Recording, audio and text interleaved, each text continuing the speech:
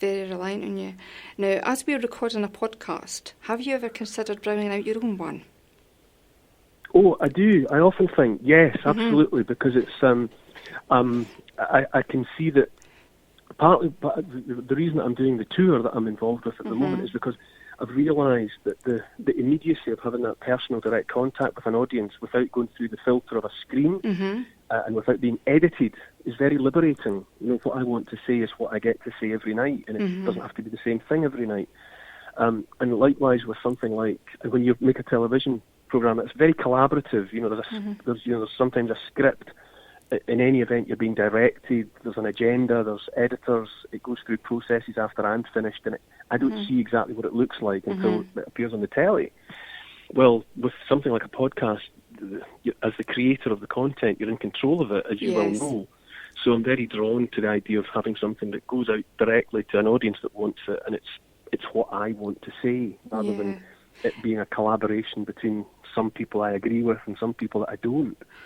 Yeah, I think there's something very intimate about listening to someone's voice, and your voice particularly does resonate with the public. You know, you've got sort of...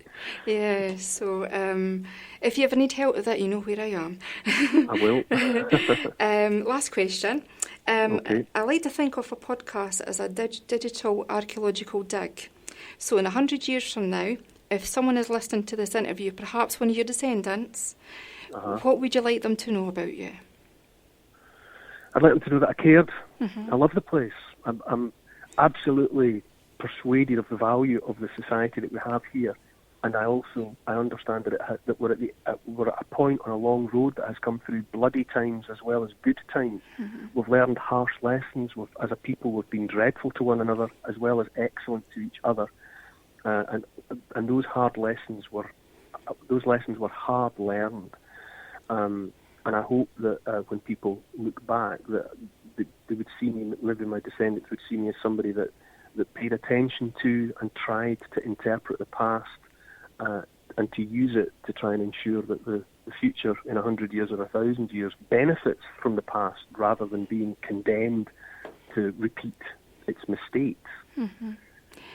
Thank you, Neil Oliver.